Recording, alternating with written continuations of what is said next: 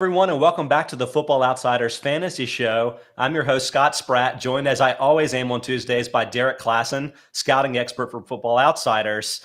Derrik, we're in the midst of the fantasy playoffs. I want to say congrats to everybody that's still alive, but a lot of people are still alive because we still have 2 games to come on Tuesday, really throwing a wrench in our weekly schedules. Hope you're doing okay. Dude, it is too jarring that we have their Tuesday games again. I don't like it. I even tweeted on Saturday, I think, I'm over NFL Saturday. Yeah. I already don't like it. So let's get back to the normal schedule, hopefully. Just imagine if you had to project fantasy football players every week like some of us. It's really I don't need this, avalanching on me during the holiday season, but you know what? Can't really complain because it's fantasy football. It's all in good fun. One interesting thing is I feel like last week we were particularly down on the Seahawks running game and Rashad Penny and what his value might be, but we still don't even know if we screwed people up with that advice yet. So maybe that's a good thing. I guess we'll find out a little bit later. The good news about that is it turns out there's going to be a lot of potential waiver wire options for people that are still alive this week. I think a lot more than you had last week. So if you save some FAB money, that could really be good for you. But before we get into the waiver options for week 16, let me remind everybody that FO Plus is on sale for 99 cents a week right now for annual subscriptions. Limited time offer. So head to footballoutsiders.com/subscribe to check out all of our stats, analysis, and great fantasy information. Derrik, I think we settled on maybe 7 guys. It's actually even a smaller set than the full article that I have up on footballoutsiders.com right now. So people check that out if you want the full list. But even coming up with guys that we haven't talked too much about, this is going to be a compelling list. The first few running backs, I'm saying 100% FAB bids here. Obviously at this point in the season, spend what you need to spend to grab these guys. I think Ronald Jones is my choice for the best player to add. Running back for the Tampa Bay Buccaneers, Leonard Fournette was one of several Buccaneers players that got hurt last Sunday night, unfortunately. And I think Jones is going to be the main one to add here. He's been tremendously successful as a handcuff previously to Fournette, even back in the days when it was less sure about which one was the number 1 running back and which one wasn't. But I feel like there are a few angles we could talk about here. I think the obvious part is that he's just going to make up for the workload for Fournette. Fournette's going to miss a week or 2, something like that, with a hamstring injury. Giovanni Bernard is already out for at least 2 more games because he's on injured reserve. So it seems like Jones could have the full workload. Do you think that he has the skill set to kind of make that work for you in fantasy? Truthfully, I'm kind of over Ronald Jones at this point. Mm-hmm. I know his success rate is decent, but to me, a lot of that is kind of comes down to just the kinds of looks that he's getting compared to Fournette over the past couple of years. Yeah. Kind of the same situation we see with Dallas with, Zeke between Pollard, that sort of thing. I think they complemented each other very well, and that's why that works. I think generally Jones is just an incredibly volatile runner. He's good for a couple of explosive plays, but I think he's also very prone to fumbling, and I think he's prone to turning what could be a 4-yard gain into a 1 or 2-yard gain because he just runs into the back of somebody. However, I trust the Bucs offense a lot. I know that over the past month or so, they have not looked as good, but I trust them to get back on their feet, kind of the same way I trusted the Rams to get back on their feet when they were struggling, 6 weeks ago or whatever it was. So I kind of have faith in them there. I think the offensive line is very good. And I also don't think his, the other option here, Keyshawn Vaughn, is any good. I think he's I think he's as bad or worse in terms of, the vision issues that I have with Jones. And I just don't think he matches some of the potential that Jones has to rip off explosive plays. So even if I'm kind of over Jones as a player, I think the situation here is kind of too good for him to not put up numbers. The Bucs play the Panthers twice in the next 3 weeks. So that, we call that a slump buster in fantasy football. I think that's got to be good news for Jones and these crew.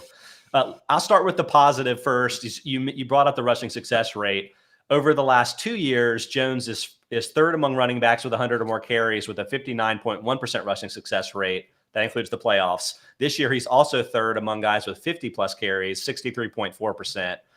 I think I'm probably with you. I think maybe he's had an easier difficulty set of carries than, say, Fournette has had. But the good thing about rushing success rate is that is adjusted by the difficulty of the carry. So, it's a good thing that he's doing well in that stat. To me, the issue is all about, the potential for targets, because Fournette, this is really weird. So Fournette and Jones were both among the 3 highest drop rates among running backs last season, among the heavily targeted guys. Fournette kind of figured it out. He improved from a 16.3% drop rate last year to 7.8% this year. And I think is leading all running backs with 84 targets this season. He's up there with Austin Eckler if he's not quite leading. So it's wow, that went really well. Meanwhile, last year, Jones and Fournette had a pretty even distribution of targets. This year, Fournette 84 and just 9 for Ronald Jones. So you're just like, is this a situation where Jones will only run the ball? And like maybe Keyshawn Vaughn will be more involved from a target perspective. They played similar numbers of snaps last week after Fournette went out. Is that a concern you would have? Maybe a little bit, but again, I don't know if I trust Vaughn to be anything close to what Fournette is in the passing game. I don't think it's a situation where he's going to completely overshadow him the way that Fournette has overshadowed Jones at this point, which, to your point, I don't really understand how Fournette all of a sudden figured that out. He had like bricks for hands for years. He did. And kind of just does it now. It's just really nice for the Bucs. I guess Brady teams always somehow find a way to have stuff like that happen. But I don't know. I think as far as Vaughn taking too many passing reps away, I don't know that that's going to be an issue for them. Yeah, I don't have a stat for this, but Vaughn got a very, very catchable target last week, dropped it, and then Brady gave him that look. The look that it's like, oh my god, it's like what Peyton Manning used to do with Donald back in the day. It's just like, you don't want to be getting that look as a young player. So I think Jones is more or less going to end up being a full substitute for Fournette in the short term, even if a lot of the reason is that they just don't have better options. So that's why, for me, I think it makes sense to go all in. But there are a couple of other running backs that I feel like could be in the mix for your number one guy. I mean, we've discussed Jeff Wilson, so we're not going to bring him up again, but he's potentially still available in about a third of leagues, could be an option for you. And then another player I think we should discuss is Duke Johnson, running back for the Dolphins. I'm saying a little bit less of a FAB bid here at an 81% bid, but I mean, spend up if he's kind of your only option here as a potential. I don't know how much of this is COVID related or not. This is really tricky, but Myles Gaskin, Salvin Ahmed, and Phillip Lindsay, all three ended up on the COVID list last week at times. So they had to call up Duke Johnson. They thought that maybe he would be really the only player that they could even have on the 53-man to play.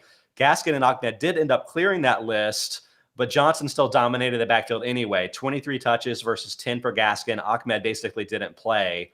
And Johnson also took 58% of the snaps and had a ton of success. 107 rushing yards and 2 rushing touchdowns. Derrik, do you have a sense how much this was, Johnson benefiting from playing a soft Jets matchup? Is this maybe lingering COVID effects for Gaskin, and that's why he didn't play as much? I don't know what to make of it, but I'm a little bit intrigued just because Johnson had such a successful day.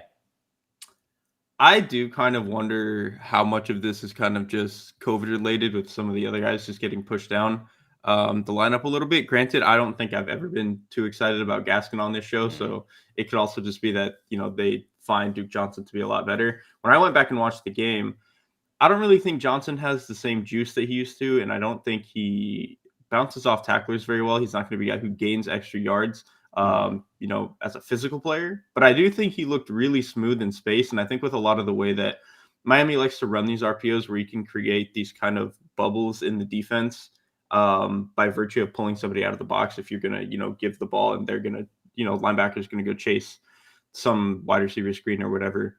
I think he's actually pretty good at maneuvering a lot of that. And I think that's why he had some of his success. Again, like you said, that Jets run defense is so much worse than like the individual talents are on that defensive line. I actually feel like they have pieces. They just cannot defend the run for anything. So I don't know. I don't know what the problem is there, but I think generally, honestly, Johnson looked good enough in this action that I would be sort of willing to bet that he could do it again. Maybe again, Gaskin takes over if he's a little healthier with COVID, but I've never liked Gaskin too much to begin with. So I think Johnson has, every bit of right to fight for this starting spot again. Yeah, I mean, I'm not necessarily jumping with joy that Johnson's just going to be this tremendous player for the team, obviously kind of past his prime probably at this point in his career. But to me, there's a big question about fit. Because like the Dolphins have a really bad offensive line, 3.58 adjusted line yards. That's second worst. I think only the Texans are worse, although they're kind of a lot worse. Don't look at that if you're a Texans fan. But like Gaskin, capable receiver, right? But is he a good fit behind a bad offensive line like that? 1.23 yards after contact per attempt is the lowest among running backs with 100 or more carries this season. I just wonder what somebody that's a little bit more physical, a little bit like better through contact might do for that offense. The funny part is I'm not even sure that Johnson is that player, but at least on Sunday, 63.6% rushing success rate is just like way better than Gaskin. Gaskin's bottom 5 in that sense at 42.4%. So it's like, what has Gaskin done to lock down that number one job? I don't think a ton. And while I don't think it's his fault, that's why I think that it's a possibility here that Johnson could take over down the stretch here. Brian Flores, the head coach, did tell reporters that he thought Johnson gave the team a spark, and the team ended up signing him to their active roster for the rest of the season, which is notable because, as a practice squad player, he would have by default been sent back down to the practice squad after the game. So I think there's some signs that this could be the thing. The question is, are you gonna trust that transition for you in the fantasy playoffs? I don't know. I almost like this better as an addition to prevent any opponent from playing him, but I'm not sure I would pull the trigger on starting him unless I really had to. Yeah. The only other thing I would say is that Duke Johnson only had one target, which I think the longer he's in the offense, he probably will get more targets. Agreed. Even if that's, I don't know. I just imagine that because that was his value previously for so many other teams, what he could do as a receiver, especially splitting him out. I think the longer that he gets in this offense, they will find more ways to get him involved there. Okay, let's keep going with some other waiver wire options for week 16. A lot of interesting wide receivers to discuss as well. I'm a little bit less confident in my order of these guys too, so I'd love to get your opinion on that when we kind of stack them all out there, Derrik. First one that I listed is Gabriel Davis for the Buffalo Bills. I think it's pretty clear that he's like the third or maybe even the fourth target option for Josh Allen on the Bills. But Emmanuel Sanders is still week to week with his knee injury, so I think it's unlikely that he'll be back for week 16 and maybe not even for week 17, which gives people a bit of a window here for Davis. And even though Davis is clearly behind, your Stephon Diggs and stuff in the offense, man, has he been productive from a fantasy sense when he's played both last year down the stretch and this year. On Sunday, he had 5 catches for 85 yards and 2 touchdowns on 7 targets.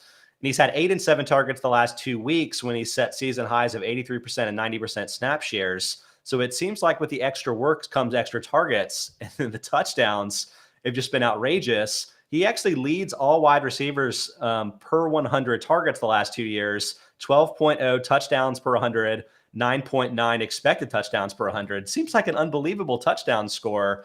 What do you think? Has this just been kind of a weird small sample quirk, or does Davis have the real skills to maybe be a Dawson Knoxian type of touchdown scorer for the Bills? I don't know if Dawson Knoxian is quite as good as what he could be, but or even a real word, probably not. Probably not. But what I will say is that to the same effect that Knox is effective in this offense, Davis is a bigger body. He's only 6'2", 210, which is not huge. He's not Mike Evans, but he's still bigger than everybody else on that roster. And I think he does a particularly good job stretching the field.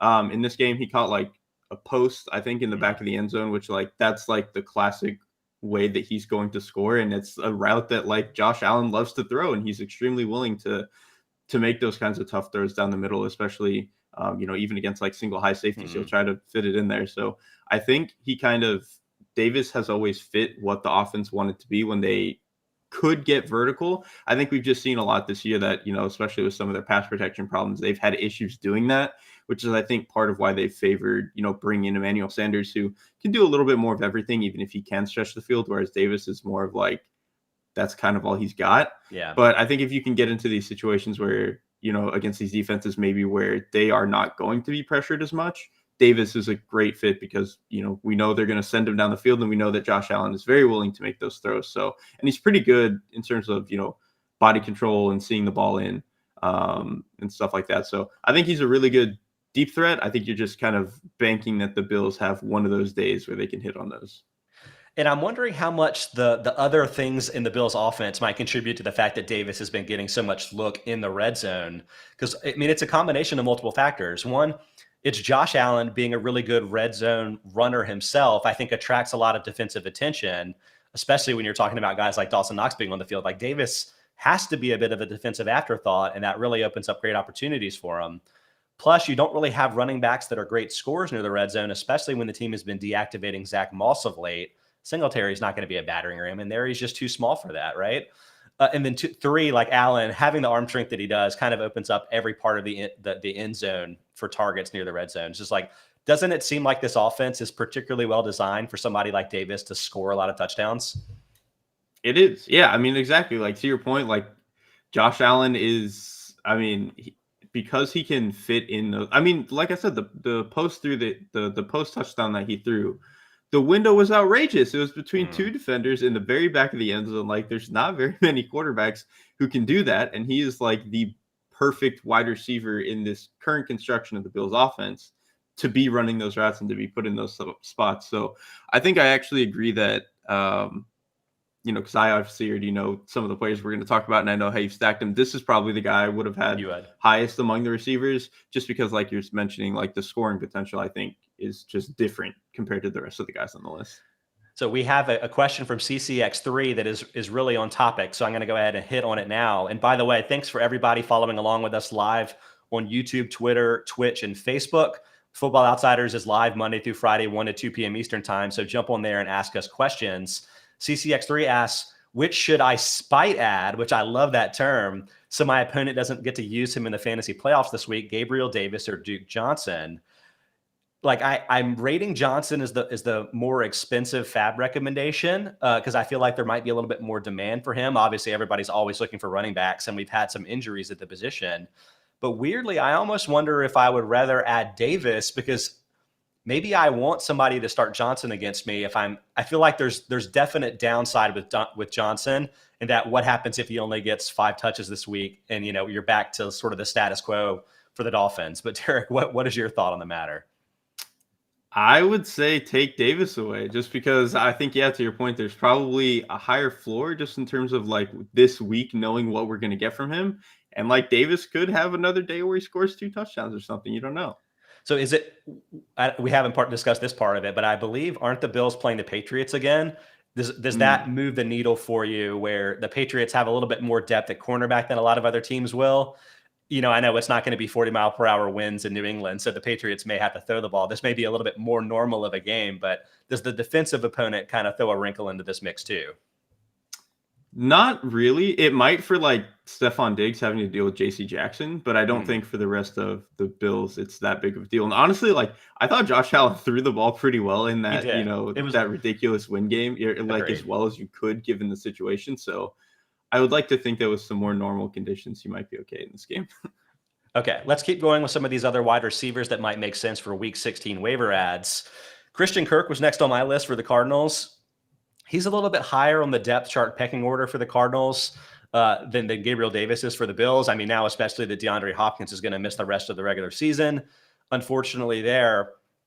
If you made me say, I would say that AJ Green is the number 1 wide receiver, but Kirk has definitely been, of those two, the bigger beneficiary whenever Hopkins has been out this season. So he's gone from 5.2 targets and 11.8 PPR points per game with Hopkins playing to 8.3 and 15.0 without Hopkins. And Hopkins has now missed 4 games already. So that's giving you a little bit of what I would call like the true thing here. Green, meanwhile, he's increased his targets from 5.4 to 7.0 without Hopkins, but the PPR points per game have gone down from 11.2 to 7.9. That can be a touchdown quirk. I mean, there's a lot of reasons that sort of split could exist, but I'm wondering whether Green may be kind of like a 1.5 receiver where it's like he's really good when you have somebody like Hopkins attracting defensive attention, but as soon as he's getting every team's number 1 corner, he may be not good enough to separate against all of those guys. So I was curious what your thoughts were for Kirk and maybe the broader Cardinals offense right now without Hopkins.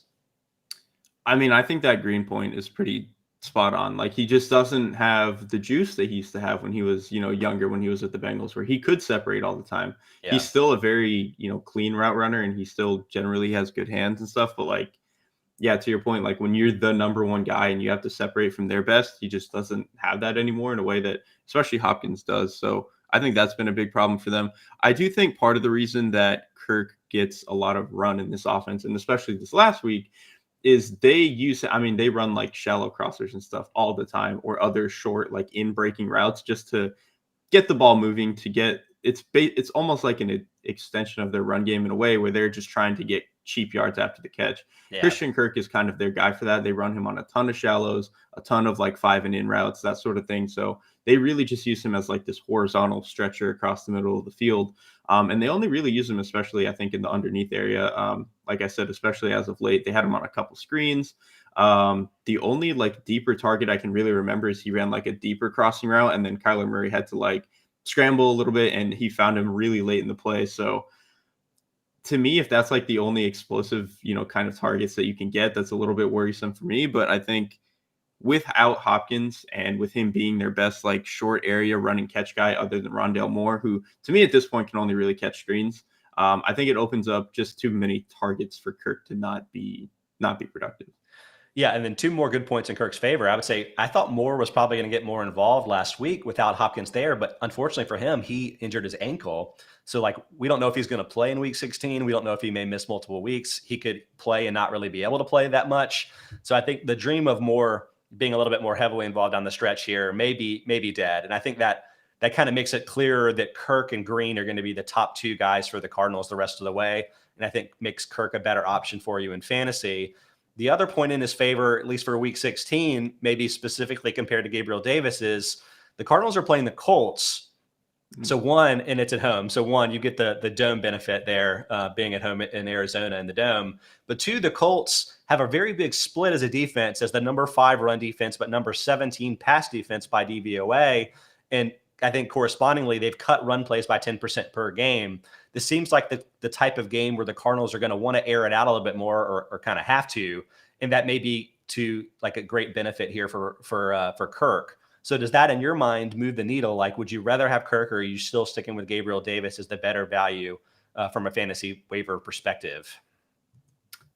I mean, I might still stick with Davis, truthfully. I think also in part too, because like I think the Colts actually do a really good job up front, just kind of condensing the pocket against guys, which I think is going to be particularly a problem against Kyler Murray. I think we saw even this past week, Detroit did a really good job of not even necessarily forcing him out of the pocket, but just constricting it and making him feel like he's kind of stuck in there. And I think that that's something the Colts are going to be able to do.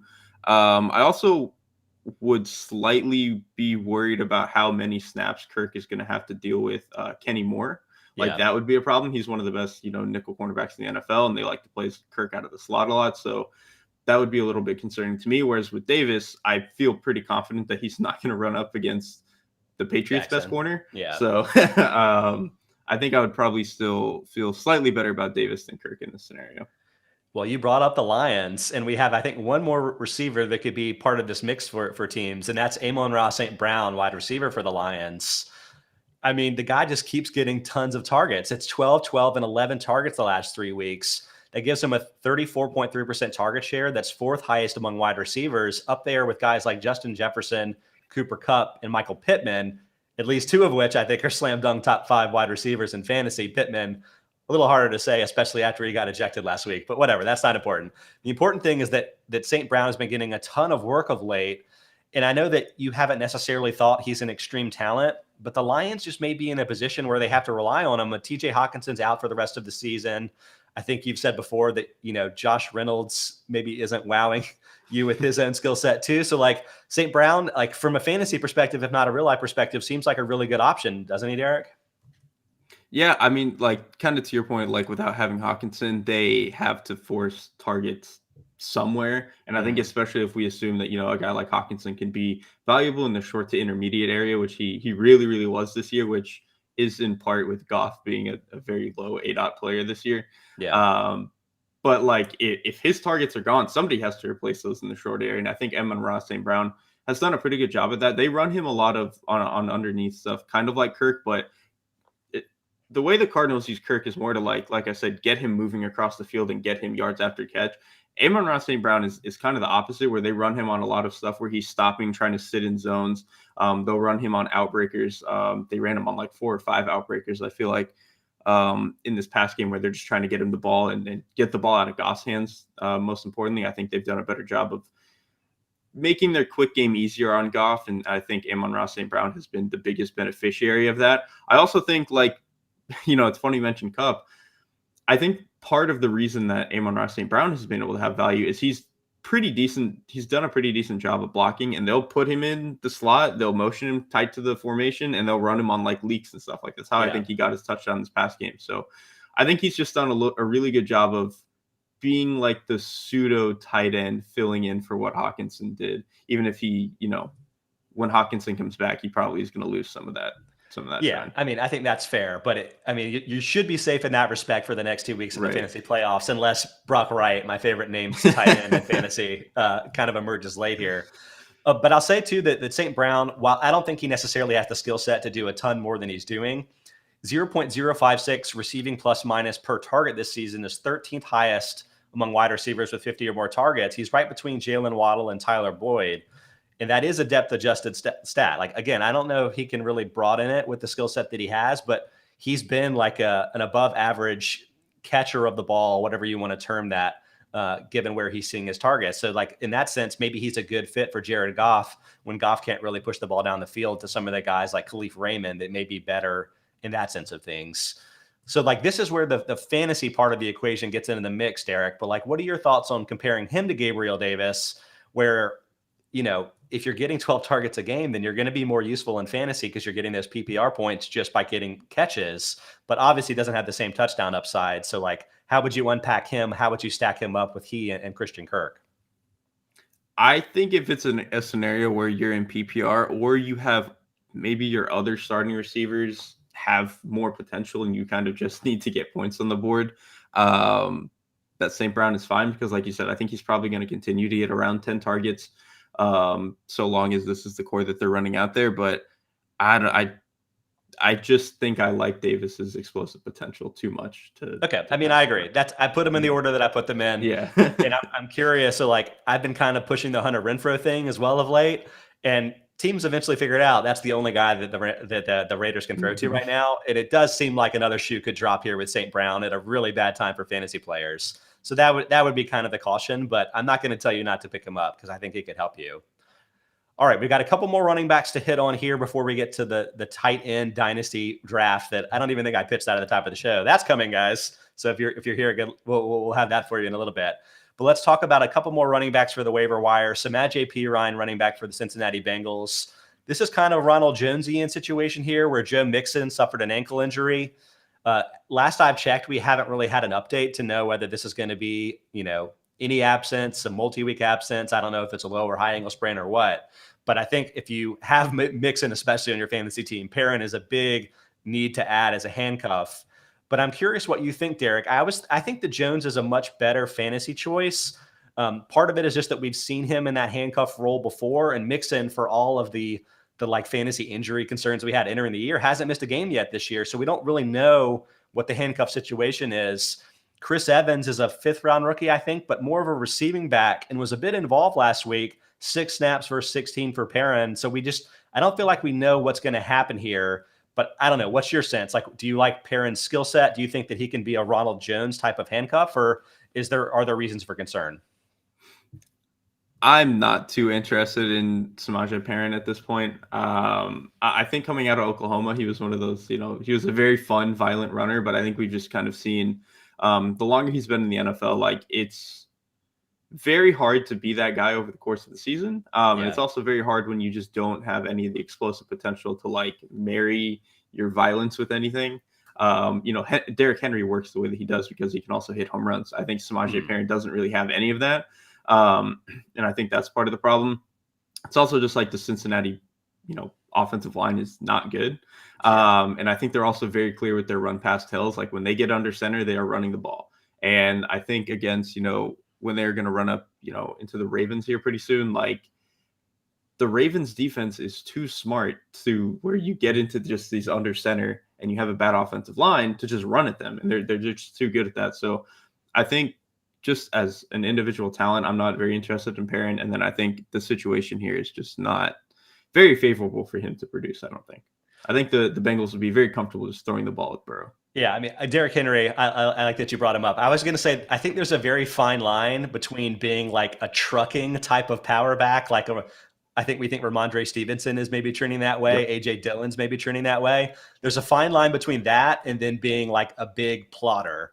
And I feel like Perine may be on the Mike Davis side of it. I hate to say, as like a big Mike Davis fan for the Panthers last year, but it's like the juice isn't quite there. And so I wonder if there's going to be a lot of like crashing into the line, maybe getting a yard after contact, kind of pushing the pile a bit, but then ending up with 15 carries for 42 yards kind of a situation. And that may be a particular concern for him this week if it's a 1 week sub for Mixon, because they're playing the Ravens. And the Ravens, even before the total disaster of injuries they've suffered at cornerback and safety and everything, they had a very big split between the 4th best run defense DVOA and the 26th best pass defense. And so they're even more extreme than the Colts cut or run plays by 13% per game. So if Mixon isn't in there doing the special things that he does, I just feel like the Bengals are going to maybe put this all on Joe Burrow. And I just don't know what's going to be left over for Perrin. You're just kind of hoping that maybe the Bengals can land on the goal line and he can kind of run in a touchdown that way. But I think there's major risk that it could be a bigger volume of carries that don't turn into a lot of fantasy value. I mean, yeah, even then, like, I think with this particular matchup, if he just didn't get 10 carries even, I wouldn't be surprised. Just because kind of like you said, like they were already not a good secondary and they are decimated with the guys who are even already bad. So it's a tough spot for the Ravens right now, but that may not help Perrin achieve in fantasy. Okay, one more guy to hit before we get to the tight end dynasty draft. Frankly, I don't think this guy has any fantasy value in the short term, but I'm bringing up Craig Reynolds, running back for the Lions, because he's been very successful in fantasy the last 2 weeks. He's had 13 and 27 touches the last 2 weeks when both DeAndre Swift and Jamal Williams have missed games for various reasons, and had a 67.3% carry share that's tied for 7th among running backs. So I'll say, before I even get started with all that, I was really surprised that he's been like the guy when I know that the team is missing its top 2 players, but they have Jamar Jefferson, who I think is a pretty good player for a 7th round rookie, and he just hasn't been involved at all. Reynolds is like an undrafted journeyman. I think this is his 3rd team in 3 years, but kind of seems like he has a little bit of juice. Jamal Williams already come off the COVID list as of Monday. I think very likely he's going to play this week. Swift, a little less certain. He's coming back from a shoulder injury, and who knows? They may shut him down for the rest of the year for all we know. The Lions don't really need to win games, right? But I just wanted to get your thoughts on Reynolds as a talent from what you've seen the last 2 weeks. Is he a player the Lions may want to try out and see if maybe for 2022 he's worth being in the mix? Like, what are your thoughts broadly? I don't really think he did a whole lot of anything, especially this past week. I think that Lions offensive line is just really, really good. Mm-hmm. I think he did a good job of, being sort of patient at the line of scrimmage and not just running himself straight into the backs of his linemen. I don't think he was rushed where he was like, oh, I'm finally getting my chance. I need to just run ahead and get every yard that I can get. I think he was pretty patient in that regard, but I don't know. I think his balance is pretty whatever. I don't think he has like any sort of breakaway speed. To me, he just kind of feels like a cheaper version of what they have in Jamal Williams, like that sort of play style. So I don't know. I think he was fine for like the immediate as like a quick fix. But to me, that was especially this past week, it was just a lot more like that Lions offensive line is really, really good. And the Cardinals front, especially without JJ Watt, is not very good.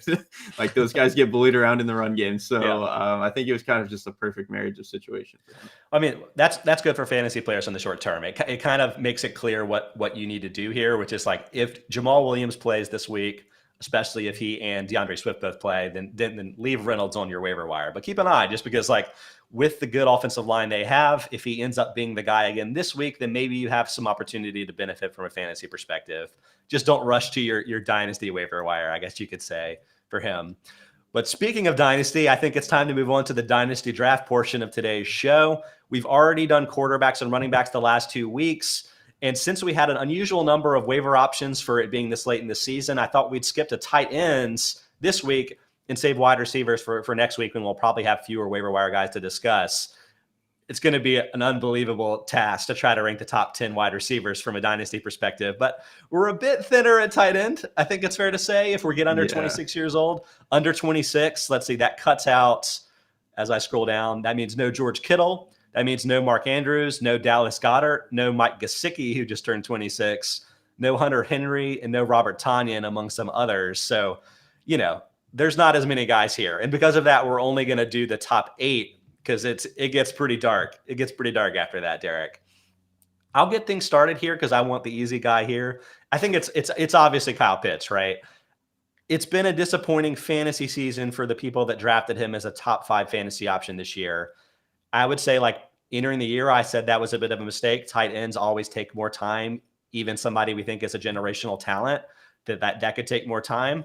But hilariously, even though it hasn't worked out from a fantasy perspective for Pitts, I think I was dead wrong about that, because 58 catches, 847 yards, puts him on a 16-game pace for 968 yards as a rookie. It's insane as a rookie. But, I mean, that's really, really good for anybody at the position, no matter how experienced they are. He has a 19.8% target share, is 6th among tight ends. Hawkinson is the only one that's under 26 that's above him. He's got 13.4 yards per catchable target. That's first among all tight ends with 25 or more targets.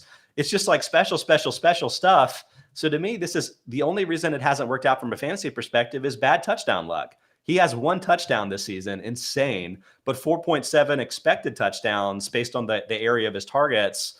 That latter total is 6th at the position, tied with Dawson Knox, who has 8 touchdowns. It's like unbelievably fluky in my mind that he hasn't scored more. His 3.7 touchdown shortfall is the highest among tight ends by nearly a full touchdown. He's got 21 red zone targets. That's 4th highest. He hasn't scored. I don't think there's anything to it, but like you tell me, Derek, is there any reason not to think that Pitts is a special talent at the position?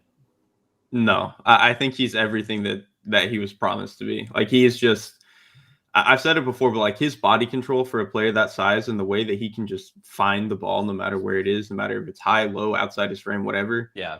It's really, really special stuff. And then obviously he's just a unicorn of an athlete. So yeah, the touchdown luck is weird. It sucks for people that really wanted him to be like the best tight end in the league immediately, but like that's going to figure itself out. I think he's incredible. Yeah, and so he has 10.6 yard average depth of target, is by far the most among tight ends. And he looks like a wide receiver, right? So like that's the difference. It's like you're getting a special wide receiver with tight end eligibility. It's just like an unfair advantage basically to have at the position. One thing that's kind of occurred to me, so I mentioned he has the 21 red zone targets. That ties him with Dawson Knox, Travis Kelce, Schultz, and Cam Brate. They have 8, 5, 5, and 2 touchdowns this season. So like it's pretty shocking that he only has 1. And it reminded me that Julio Jones, another freak athlete for the Falcons, like never could score, even though he was getting at times force-fed the ball in the end zone. It seems like because reporters kept asking why he couldn't score, and it wouldn't happen. Is there anything to the Falcons offense that is like screwing this up in a way that might continue to happen into the future? Or can we just say that this is a weird fluke? I think for Pitts, it's a weird fluke. I think for Jones always had like a weird inability to like navigate tight space which is odd because he was like athletically gifted enough to do it. He could get kind of like clunky. I don't know. It was weird. I don't think it was like the opposite issue of why Adam Thielen is good. Like Adam Thielen, yeah. I mean, he's a big guy too. He's still like 6'1", 6'2", or whatever, but he navigates space incredibly well and can get low. I think Jones kind of always struggled with that. I don't think Pitts has an issue with that for his size. It's just, I think this year he kind of got unlucky.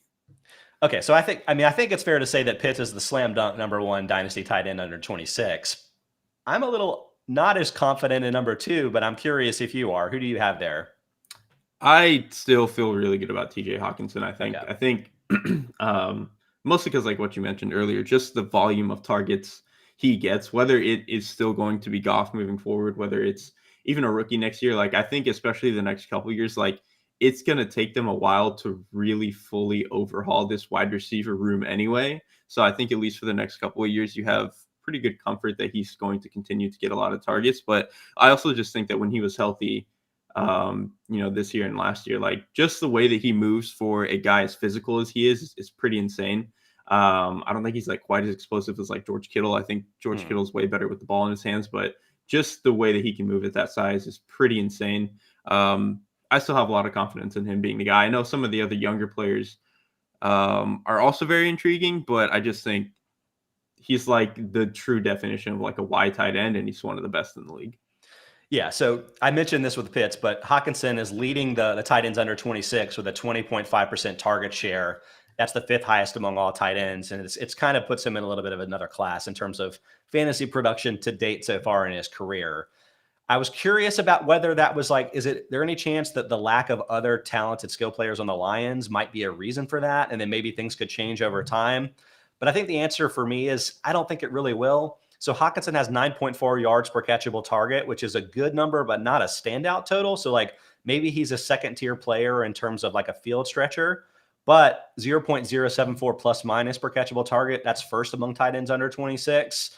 So to me, I just feel like, maybe he's not the supreme athlete, but like, is he like a better version of Greg Olsen? So like maybe somebody that's not going to like really move the needle from an athletic perspective, maybe not just excel after the catch, but he's going to move it. He's going to catch everything he gets thrown to.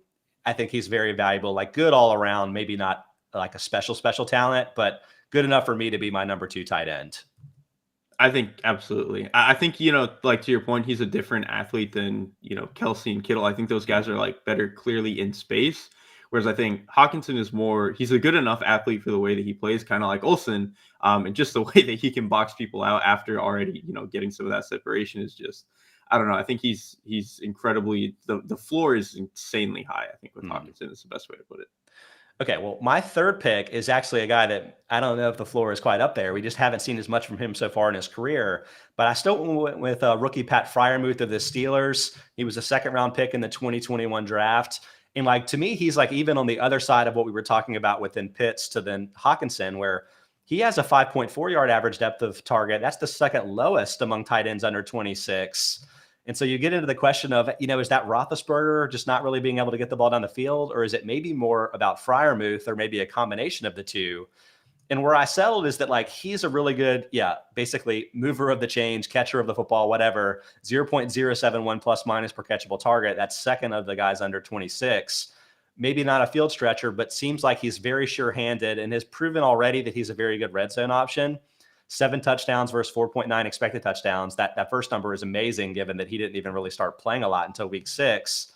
And while the touchdown surplus is high, I wonder if you think that Freiermuth has maybe some special skills to score in the red zone. Because I almost feel like tight ends more than wide receivers, say, maybe can sustain that surplus because of the size, because of the movement skills, whatever the case may be. But it seems to me like Freiermuth maybe better than the like Heath Miller comparisons we were being sold. Like, it's been a very encouraging rookie year.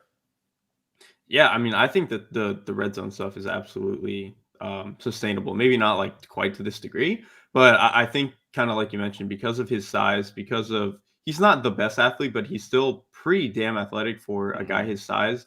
And I think he can go up for the ball in the air. And I think even if he doesn't have to go up for it, just the way that he can keep people boxed out and like play with his hands way out in front of his own frame to make sure that he's getting hands on the ball first. I mean, shoot, we just saw, last night with Jimmy Graham basically doing the opposite, where he kind of short arms it and lets Patrick Peterson jump ahead of him. I think, with Freiermuth, that's not as much of an issue. I think he's a lot better at understanding how to keep himself clean and keep the ball clean. So I think that's going to be really nice for him moving forward. As far as Ben being a problem, I don't know if, Freiermuth is ever going to be a field stretcher the way that like Darren Waller is. I don't think that's really in the cards, but I do think that he could get a lot more like intermediate-ish targets, 15 yards deep with a quarterback who could, maybe be more willing to test those windows, which obviously Ben at this point in his career is not that guy anymore. Of course, but won't be that guy next year either, since the Steelers are going to have to find a new quarterback to throw Freiermuth the ball. Curious, would Freiermuth have been your third choice at tight end? I think there's several guys here that in my mind are pretty close together. He actually wouldn't have been. I actually think I would have taken Noah Fant. Okay. I know Fant has been a little disappointing this year relative to, I think, some of the hype that he got coming into the season, even including for myself. I think just what I saw from him, to me, he kind of felt like what Eric Ebron was supposed to be, just in terms of this hyper athletic guy who can, he can be enough of a blocker as like an inline guy, and he can get you by, and then you can still split him out, do a lot of the wide receiver stuff. He can be like your true X at certain points, even though the Denver offense in particular doesn't really need him to be that. I think just for a guy his size, he moved too well in space, almost like, it's closer to the Kittle type of mold of player. I don't think he's that good, but obviously that was like kind of what he could be. And so I still think that if, the offense can maybe figure itself out a little bit more, maybe get a little bit better at quarterback, maybe get a little bit of a better play caller than Pat Shurmur, that he could still be, one of the better tight ends in the league. It's just, I think he was supposed to be that this year and didn't quite get there. Yeah, I would say, what if Eric Ebron had hands? Was maybe yeah. what Noah Fant is. It's like, yeah, and the funny thing is, like, Fant had really big issues with that as a rookie, and then that's not really been as much of an issue. Yeah, I mean, 0.053 plus minus per catchable target, very good. I didn't go back to look at Ebron's plus minus per se, but he was always a positional leader in drop rate, and you just got to figure it probably crossed over into that in that sense. So, like, feel good about that. Feel good about his ninth highest 18.4% target share. So it just seems like you just need a new quarterback. And I feel like, I'm more optimistic for the Broncos than a lot of teams that they can upgrade there, because there is a lot of surrounding talent. So I think that's good for Fant too. And I had Fant fourth. And so it was kind of a debate there between him and Freiermuth for me. And I like the choice. All right. At fifth, I feel like there may be a little bit more of a drop off here, but I went with Dawson Knox, who I would say that I think the touchdowns, I'm kind of speaking out of both sides of my mouth here. 8 touchdowns, I feel like, has been a little bit fortunate so far this season. He has 4.7 expected touchdowns. His 3.3 touchdown surplus is the second biggest among all tight ends. But another guy where, it wouldn't be shocking for him to sustain something of a surplus most seasons because 6'4", 254, like he's a big body for the red zone. I mentioned all this stuff about how Josh Allen, I think, makes this offense particularly dynamic in the red zone and how that could help, a bigger body like Knox really excel there. So you feel good about that. And while I would say that he had previously had some major drop issues, that seems a lot better so far this year as well. 0.062 plus minus per catchable target. It seems like he's kind of rounding into form. It took 3 years maybe, but you know what? That's true for most tight ends. So that's who I landed on for number 5. I mean, I think I would have agreed with that. I think kind of to your point, yeah, like maybe this touchdown surplus is a little bit insane, but I think like we talked about with Freiermuth, and I think it applies to him. Like I think especially with the current construction of the Bills offense, where he is very much the best guy that they have for that. I know I talked a little bit earlier how like Davis is kind of that relative to their receivers, but like Knox even dwarfs that. You know what I mean? So I think he's kind of in a perfect situation to be what he is. All right, cool. So that knocks out the top 5. We're going to hit 3 more here. Interested to hear where you go. Like a lot of options, none necessarily slam dunks. Yeah, I mean, I guess I'm going to go with Dalton Schultz. Compared to the rest of this list, he might be one of like the lower ceiling types, just in terms of, I think we just know what he is at this point. He's been in the league for long enough that I think we have a pretty good idea that he's the guy who can kind of stretch the field, but not really. He's going to be a little bit more in like the underneath area, that sort of thing. And he's going to be a really good blocker for them. I think that's kind of what his skill set is. That's kind of just who he is. And I think we're not going to get anything more than that. But I think that what we've seen from this Cowboys offense is I think they are really, really good when they understand how to get their tight ends involved. And I think particularly when they have both of their guys healthy, I think they do a good job of getting both of them in the mix. So I think this is kind of part of what the Cowboys want to be in terms of an identity, to have a player like him. So I think he's going to continue to have a role in the offense, and you just hope that they can, maybe they keep Kellen Moore and they can keep, doing what they do on offense. Yeah, because this is where I think we're kind of butting up against what the metrics can really tell you. Because I have 0.05 plus minus per catchable target.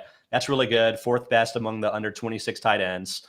10.2 yards per catchable target. That's second among the tight ends under 26. And I would say second tier, very, very nice. I think that's probably as much about the offense and Dak Prescott as about Schultz himself. And I would the distillation of this for me is that, Schultz was a 4th round draft pick in 2018. He wasn't thought of in the same sense that some of these other 1st and 2nd round guys were. And I think that's the easiest way that I can metrically communicate to you why he's not quite on that level. But it's not a bad thing that he's getting a lot of yards on his targets, and not a bad thing that he's catching a lot of his targets. And he's got 21 red zone targets as well. That's tied for 4th among tight ends. So if you pulled him out of the situation, I think it would be worse, but I expect he's going to be part of the Cowboys going forward for the next several years. And I think that really boosts him relative to some of the guys that come a bit later. Okay, what are we? Are we at number 6 here? I think that's right.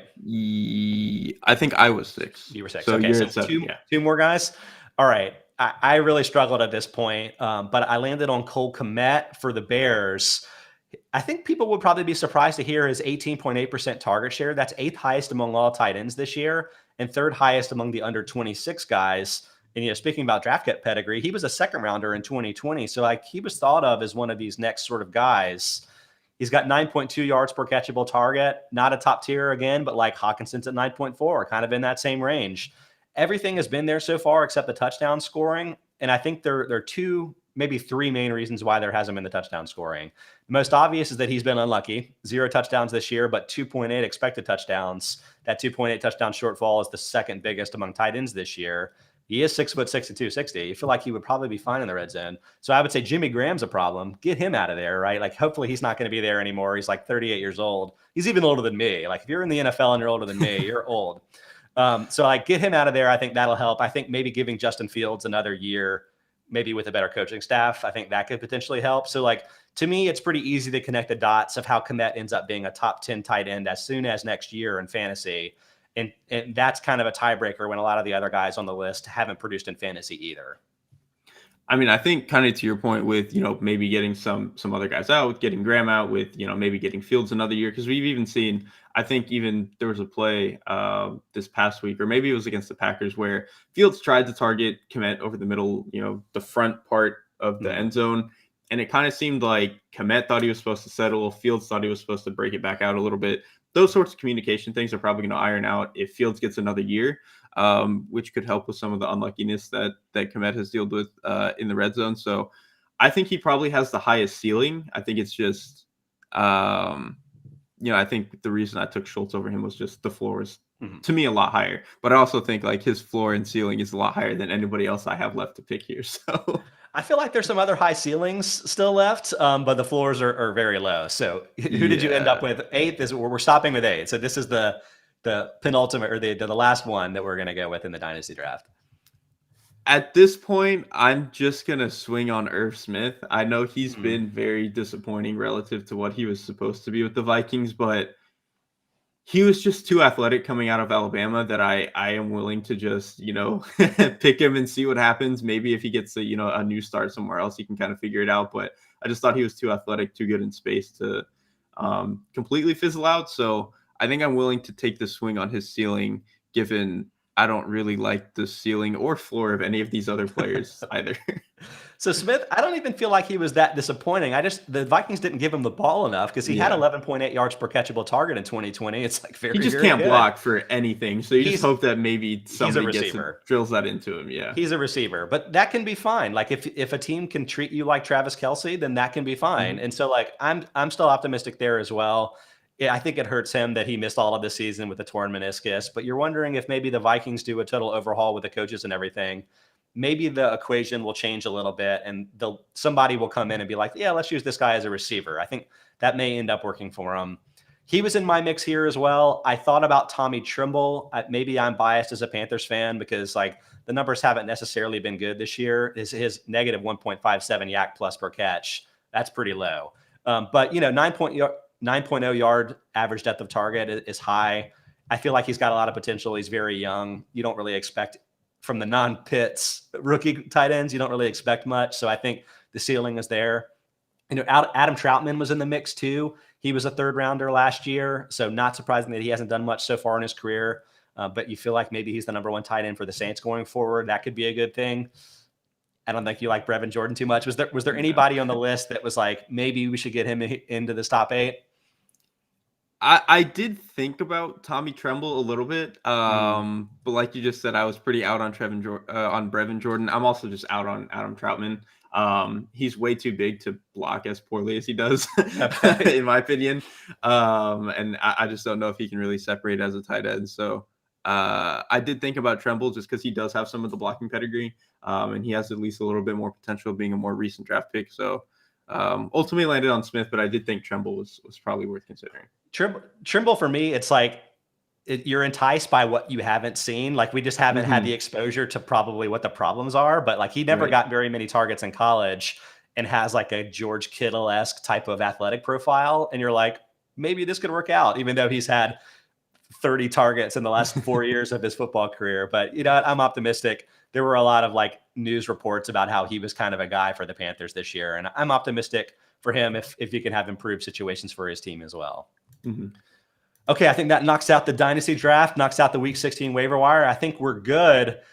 This show is going to be on a pause on Friday for the holiday, so you're going to be done with me for the week. I hate to tell everybody that's desperate for some more fantasy content, but Football Outsiders has your back. We have shows the next 2 days, Wednesday and Thursday, with Aaron Schatz, Mike Tenier, and some guests doing the Ask Me Anything and then doing the Week 16 non-fantasy preview, which is definitely worth checking out. So everybody check that out on the Football Outsiders Podcast Network and live on Twitch, Twitter, Facebook, and YouTube, the main one, I guess. So check that out Wednesday and Thursday at 1 p.m. Derrik, what else do you have going on maybe this week going into the rest of the end of the regular season? Pretty much same old, still doing some gambling stuff over at Odds Checker. I'll obviously have my film room of Football Outsiders later in the week. And then we're getting pretty close to putting in a lot of scouting reports for our front 7 stuff over at Bleacher Report. So kind of get geared up for that by the time the end of the regular season ends. Yeah, I mean, I have a huge appetite for that draft stuff. I've already actually checked out some of your rankings over there on Bleacher Report. I jumped to get Tyler Algier of BYU. I don't know any of these Nate names. loves him. I'm Nate learning this really for the likes first him. time. It's like, oh, I saw him high on Nate's list. I'm like, I better grab this guy now. So I would say that any fantasy football fans that are into dynasty type of leagues, very much worth your time to check that out. Derrik and his crew do a great job over at Bleacher Report. And I think that's mainly it. So everybody that still has players going on Tuesday for week 15, good luck to you. I hope you extend. Hope some of these waiver wire options can take you home for the rest of the fantasy playoffs. Thanks so much. Enjoy your holiday. And then I'll be back on the feed again next week after the holiday. So we'll look forward to